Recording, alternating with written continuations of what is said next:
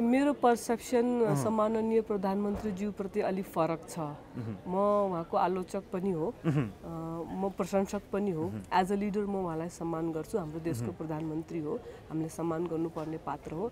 तर मेरो पर्सेप्सन के छ भने उहाँप्रति जति पनि डिप्लोमेटिकल मुभ भयो उहाँको कार्यकालमा ती चाहिँ अलि अपरिपक्वै भए।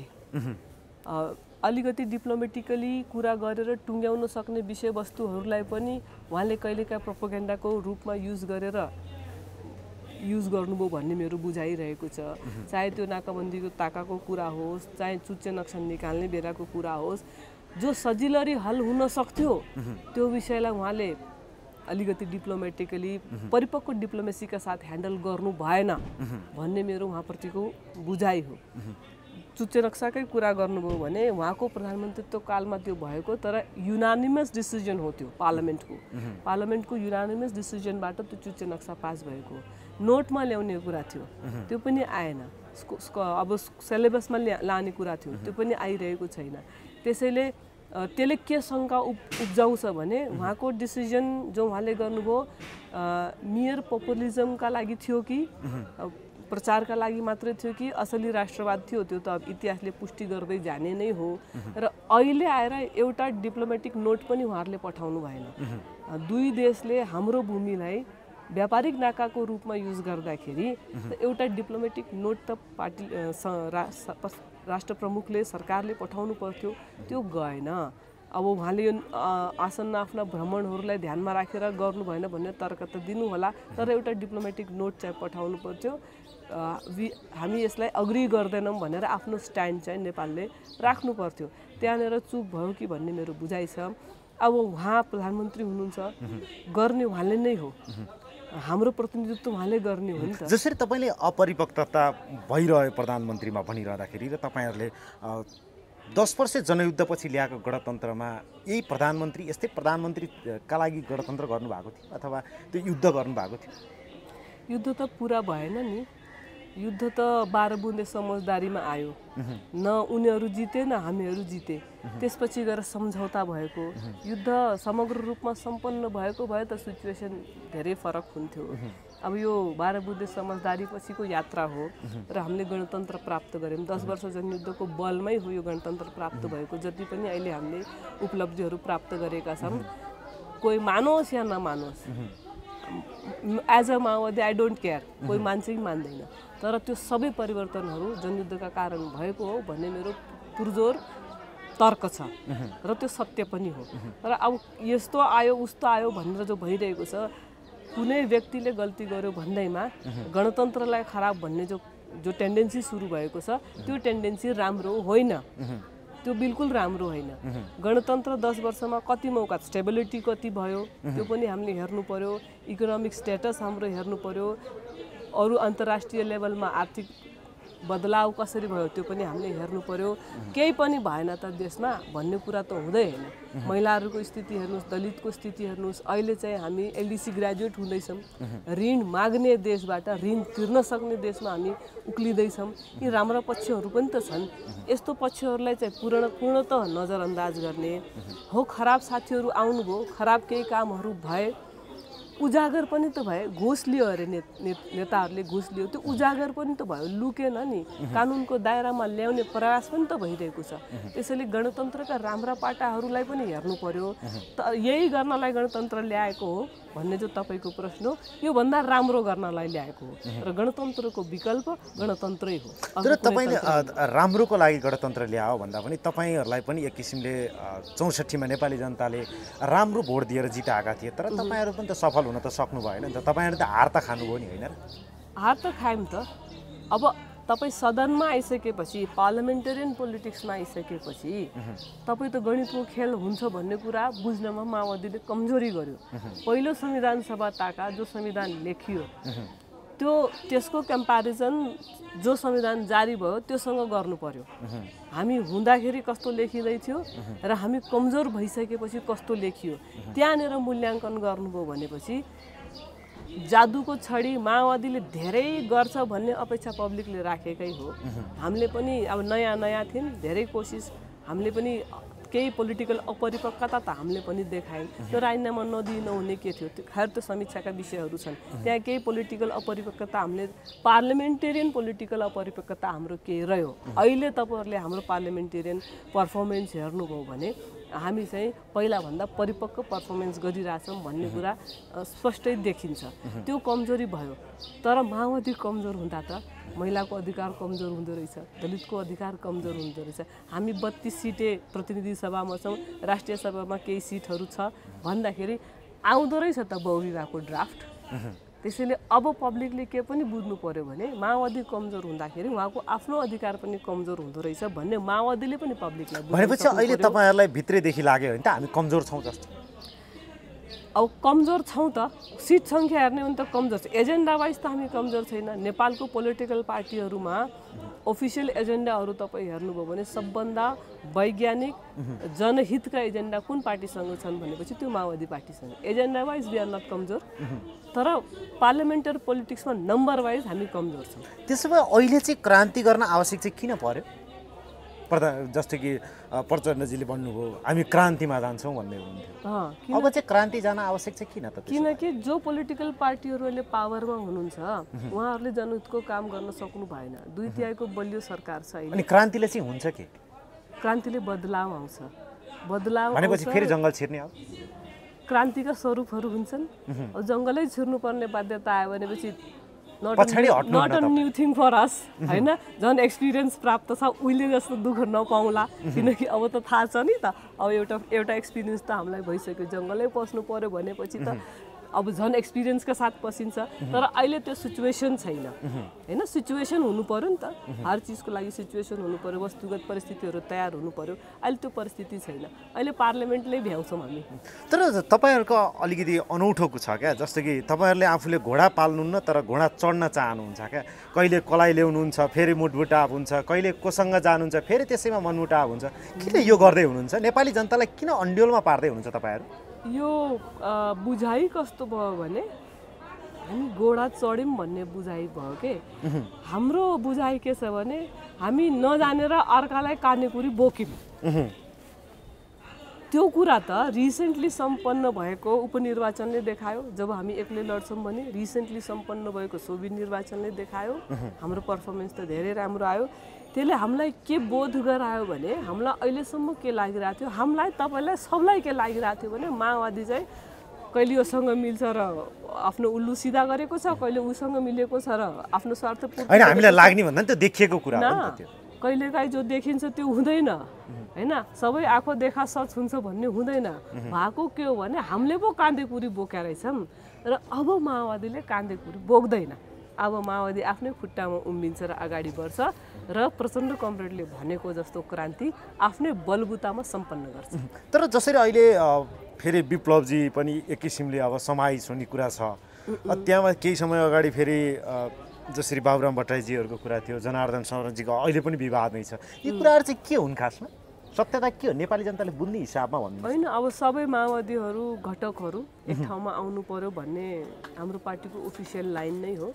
अझ प्रचण्ड कमरेडको विचार त के छ भने सबै समाजवादीहरू शक्तिहरू एक ठाउँमा आउनुपर्छ भन्ने लाइन हो उहाँको। खास गरी कम्युनिस्टहरू एक ठाउँमा आउनुपर्छ भन्ने लाइन हो। त्यही लाइनमा हामीले कुरा गरेका छौँ।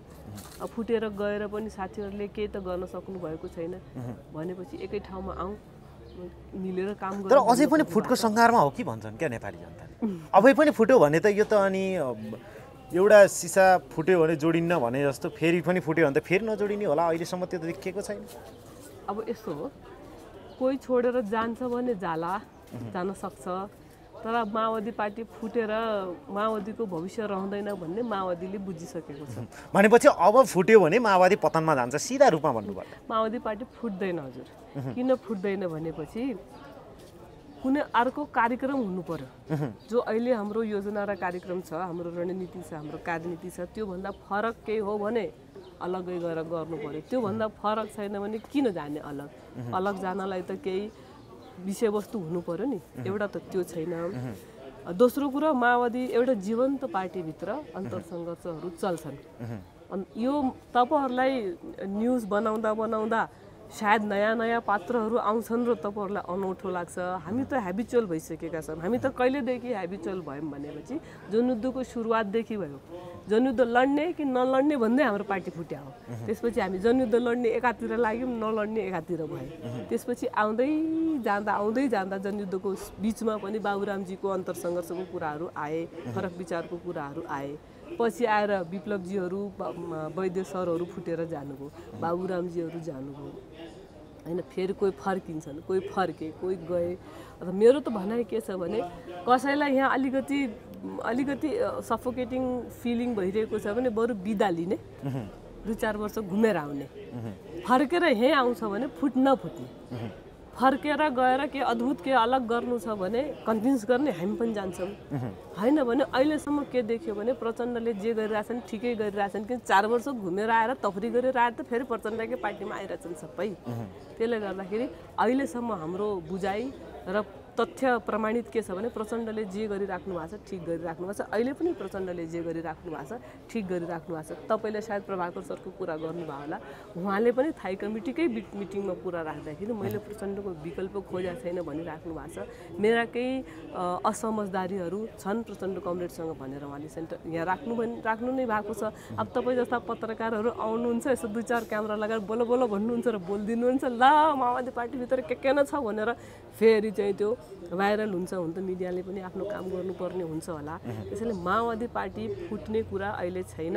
माओवादी पार्टी फुट्छ र त्यसपछि गएर आफ्नो राजनीतिक कुरा अगाडि बढाउला भन्ने कसैले सोचेको छ भने त्यो हुनेवाला छैन। तपाईँले दुःख नमान्नु, मैले तपाईँलाई विनम्र आरोप लगाउन चाहेँ। अहिले पार्टीमा भन्दा पनि अहिले माओवादीमा चाहिँ नातावाद कृपावाद लागु हुन्छ।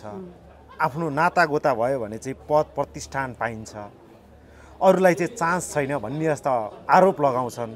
मैले पनि लगाउँछ। तपाईँले चाहिँ के भन्नुहुन्छ यसमा? त्यो हर ठाउँमा छ। त्यो अलिकति माओवादीमा बढी देखिएको हो कि?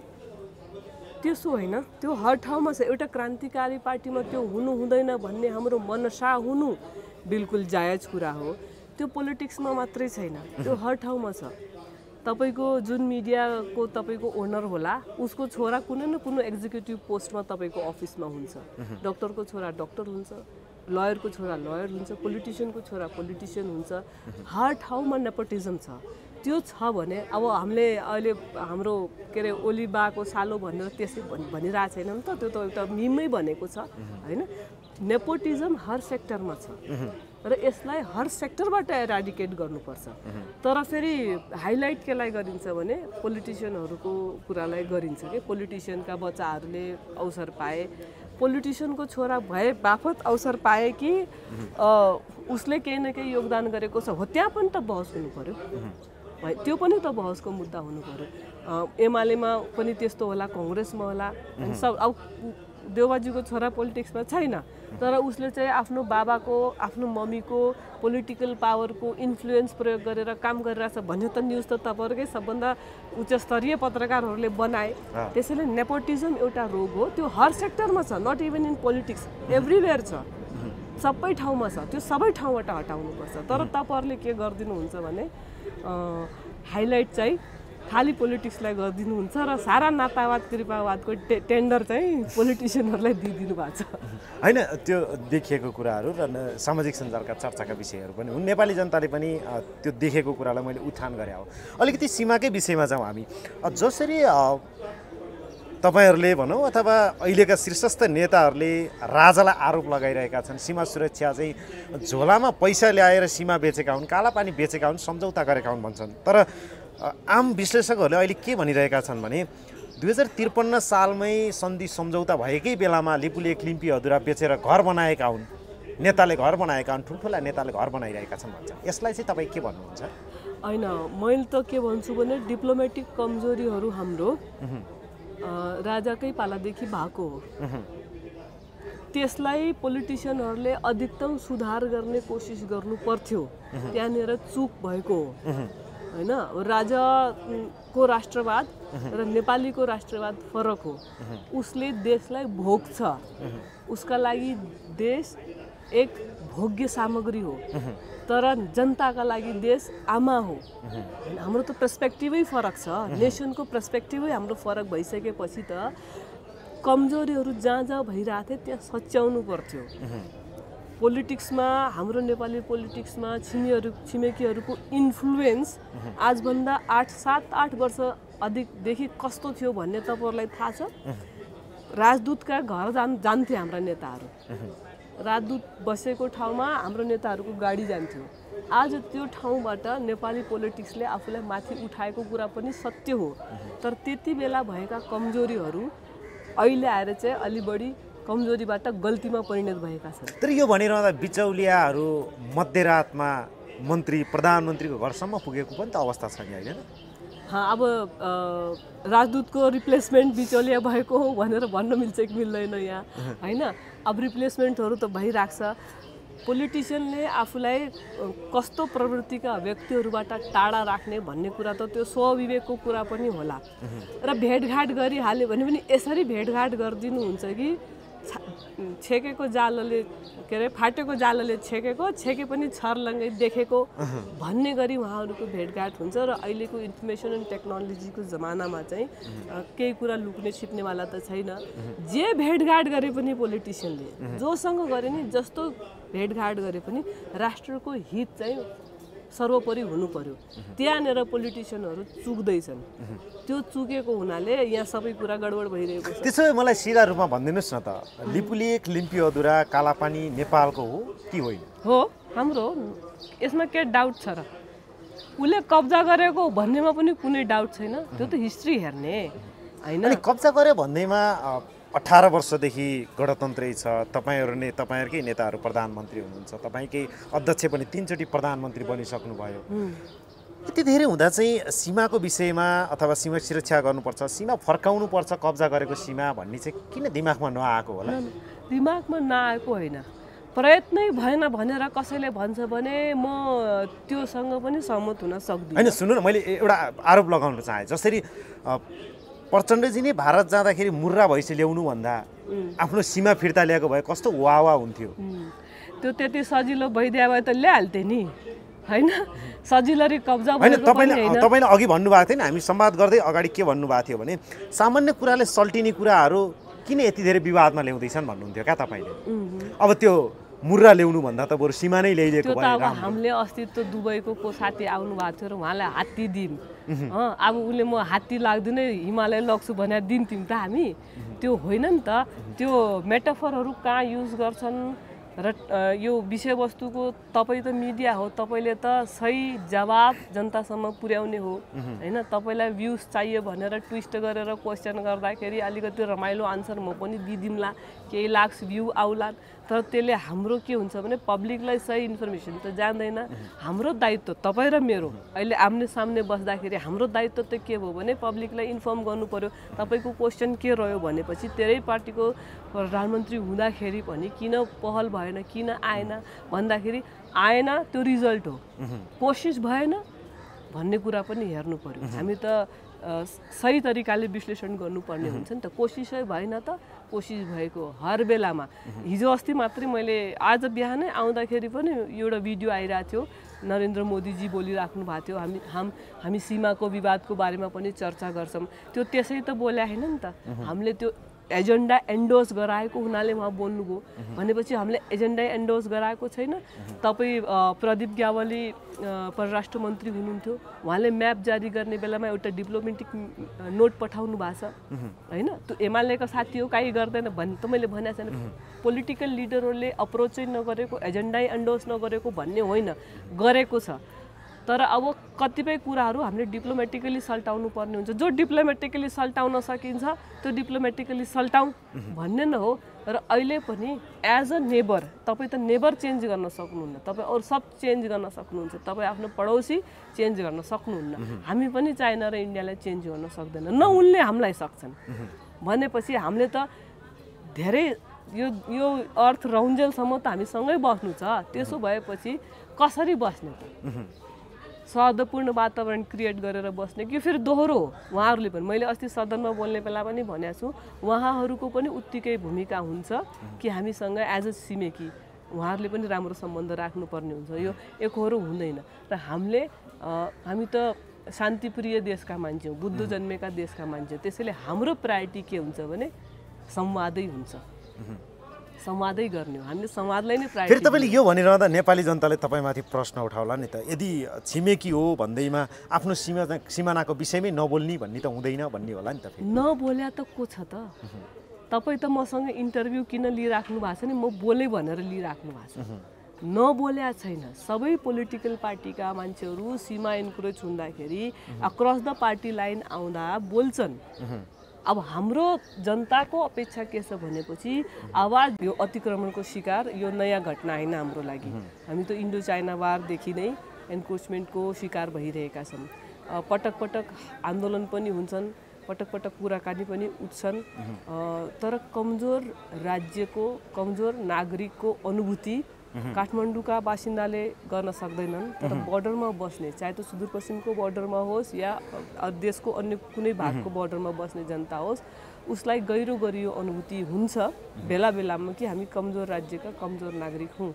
र त्यो हुनाले अब फेरि दुईटै देशहरू यसपालि अलिकति भिन्न कुरा के भयो भने सुरुमा हामी भारतीय विस्तारवाद, भारतीय एन्क्रोचमेन्टसँग मात्रै जुधिरहेका थियौँ। यसपालि त्यो विस्तारवादी नीतिलाई साथ दिन अर्को छिमेकी देश चाइना पनि आइपुगेको हुनाले यो गम्भीर विषय भयो र यो विषयमा बोल्ने होइन भने कि त अब सार्वभौम तरिकाले एउटा डिसिजन गर्नु पर्यो, सर्वसम्मत डिसिजन गर्नु पर्यो। अब हामी सहने हो, केही बोल्ने होइन भनेर। अब सहने होइन भनेपछि त बोल्नु पर्यो, त्यसैले बोलेको। जसरी तपाईँले एउटा शब्द उठाउनु भयो नि, हात्ती से लड्जाओ दे चिटी कि समथिङ के भन्ने तपाईँले गहन शब्द उठाउनु भएको थियो। यसको अर्थ नेपाली जनताले कतिपयले नबुझेर गाली गरेको अवस्था पनि छ। हजुर, यसलाई चाहिँ कसरी प्रस्ताउनुहुन्छ तपाईँ? हाम्रो बाल्यकालमा हाम्रो मम्मीले हामीलाई कथा सुनाउनुहुन्थ्यो, बेड टाइम स्टोरी सुनाउँछ नि। बेड टाइम स्टोरी सुनाउँदाखेरि उहाँले ठुलो हात्तीले दुःख दिन्थ्यो अरे सबैलाई, अनि त्यो कमिलाहरूको घरहरू भत्काउँदै हिँड्थ्यो।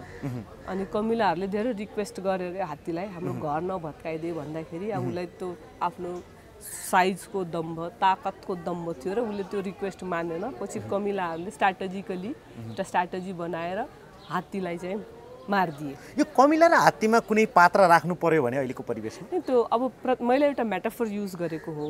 मेटाफरमा चाहिँ अब हाम्रो दुईटा छिमेकीहरू सबै हिसाबले हामीसँग बलिया छन्, जनसङ्ख्याको हिसाबले, भूगोलको हिसाबले, सैन्य शक्तिको हिसाबले, आर्थिक हिसाबले, फर्स्ट एन्ड थर्ड इकोनोमी हो नि त, सबै हिसाबले हामीसँग बलिया छन्। बलिया हुँ भन्दैमा बलियाले त निर्धालाई सहयोग पो गर्नु पर्यो, कमजोरलाई सहयोग पो गर्नु पर्यो। तर बलिया भएर हेप्दै आउने हो भनेपछि जसरी त्यो हात्तीलाई ती कमिलाहरूले ढालेका थिए, त्यसै त्यो मेटाफर युज गरेर मैले चाहिँ हात्ती से लड जाएगी चीटी की टोली भनेर मेरो बचपनको कथा जो मेरो आमाले मलाई सिकाउनु भएको थियो, त्यो मेटाफर युज गरेको हो। अहिले जसरी पछिल्लो समय सीमा सुरक्षाको विषय आउँदा र सम्माननीय प्रधानमन्त्रीज्यूको हालै चिरमरण भइरहँदाखेरि जसरी एमालेका सांसद, नेता, कार्यकर्ताहरू भनौँ अथवा केही नेपाली जनताले पनि एक किसिमले आशा जागिरहेको छ नेपाली जनतामा पनि, अब चाहिँ निडर भएर एक किसिमले बोल्नुहुन्छ कि सीमा सुरक्षाको विषयमा भन्ने छ भने एमालेका सांसदहरूले त जननी जन्मभूमि स्वर्गदापी गणेशी भनेर सामाजिक सञ्जालमा चर्चा बनाइरहेका छन्। यसलाई चाहिँ कसरी निहाल्नु भएको छ? It's good. आफ्नो जन्मभूमिको बारेमा चिन्तित हुनु, यसको विकास होस् भन्ने सबै नेपालीले सोच्ने हो, त्यो राम्रो कुरा हो। तर जहाँसम्म प्रधानमन्त्रीज्यूको कुरा छ, हाम्रो हाउसमा त प्रधानमन्त्रीज्यू आउनु भएन, उहाँले हाम्रो हाउसमा सम्बोधन गर्नु भएन। त्यो कुरा हामीले उठायौँ पनि। लोवर हाउसमा उहाँले आफ्नो भ्रमणको जानकारी गराउँदाखेरि अप्पर हाउसमा पनि आएर बोल्नु पर्थ्यो, त्यो उहाँले किन गर्नु भएन, त्यो उहाँको कुरा भयो। फर्केर आएपछि जवाब दिनुहोस् भनेर हामीले माग पनि राखेका छन् सभाध्यक्षज्यू मार्फत। उहाँले प्रतिनिधि सभामा के बोल्नुभयो भन्ने मलाई धेरै जानकारी छैन, तर मैले सुन्दाखेरि उहाँले चाहिँ म आफ्नो देशको सार्वभौम हितको बारेमा कुरा राख्छु भनेर भन्नुभएको छ। यद्यपि उहाँले लिपुलेखको नामै लिनुभयो कि लिनु भएन प्रतिनिधि सभामा भन्ने मलाई डाउट छ।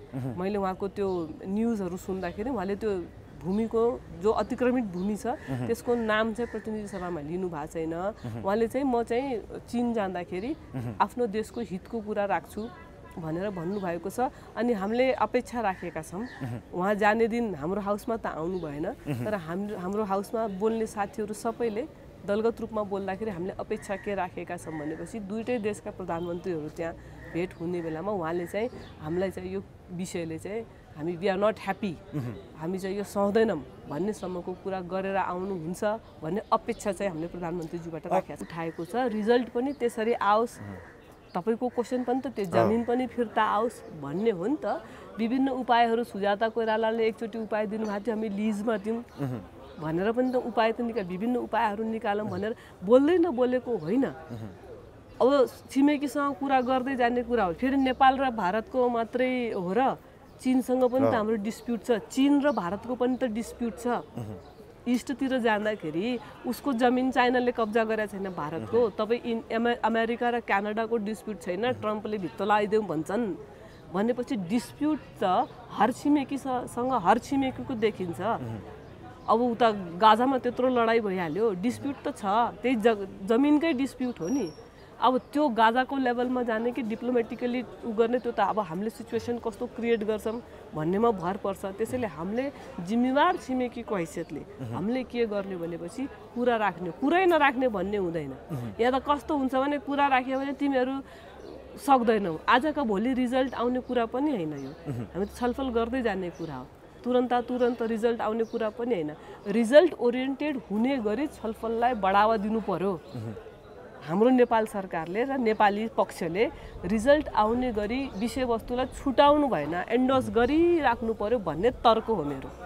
तर कता कता विश्लेषकहरूले भन्ने सुनिन्छ क्या, सम्माननीय प्रधानमन्त्रीज्यूले जसरी लिपुलेख लिम्पी अधुरा जोडेर नक्सा पारित गर्नुभयो, तर हामीलाई त ग्रेटर नेपाल चाहिएको हो, ग्रेटर नेपाल हुनुपर्छ भन्छन्। यसमा चाहिँ कतिको सम्भावना देख्नुहुन्छ? नेपाली जनताले अब ग्रेटर नेपालको त्यो दृश्य देख्न पाउलान् नपाउलान्, त्यो नक्सा कोर्न पाउलान् नपाउलान्, के लाग्छ तपाईँलाई? अलिकति मैले हाम्रो राष्ट्रियता छ नि, हामी नेपालीहरूको राष्ट्रियता कस्तो प्रकृतिको छ भने 12 पढेपछि विदेश जान्छ बच्चाहरू, अनि सबै विदेश गएर हाम्रो देशमा के हुँदैन भन्छ क्या। 3 करोड मान्छे त हामी यहाँ बस्या छौँ नि, केही नगरेर त बस्या छैनौँ। आफ्नो देशलाई सराप्ने नागरिक जबसम्म हुन्छ नि हामी उँभो लाग्दैनौँ। त्यसैले कमजोर देश छ छोडिदिउँ भन्ने टेन्डेन्सी कता कता टाउको उठाइराखेको देखिन्छ। त्यसैले राष्ट्रियता के हो, यो त एउटा भावना हो नि। तपाईँ अमेरिकामा बसेर पनि नेपालको चिन्ता गर्नु पर्यो, नेपाललाई माया गर्नु पर्यो भन्ने हो नि त।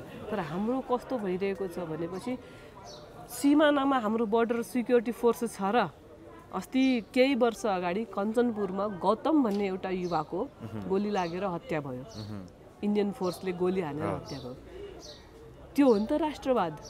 उनलाई कसै हाम्रो नेपाल गभर्मेन्टले पे गरेको थिएन, तर उनी यो मेरो देश हो, मेरो जमिन हो भनेर उम्बिए। त्यो जज्बाको इजाफा हुन जरुरी छ।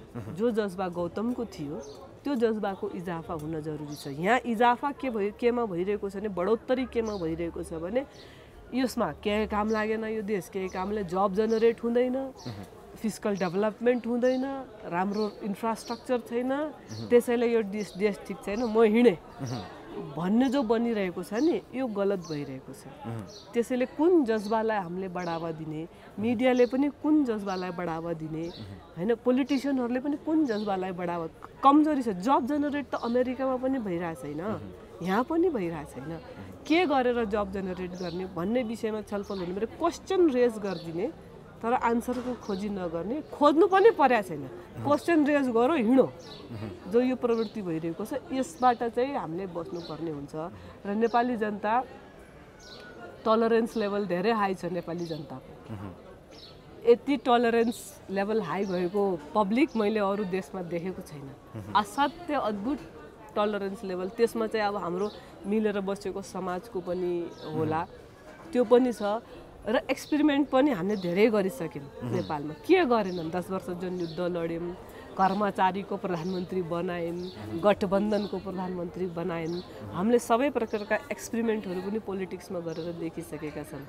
अब हामी के गर्छौँ भनेपछि यिनी एक्सपेरिमेन्टहरूबाट सिक्दै देशलाई कसरी चाहिँ राम्रो बनाउनु पर्छ भन्ने कुरा सबैको हो। फेरि मिडियाले पुरजोर आवाजमा क्वेसन रेज गर्ने, जसरी अहिले तपाईँहरूले गरिराख्नु भएको छ।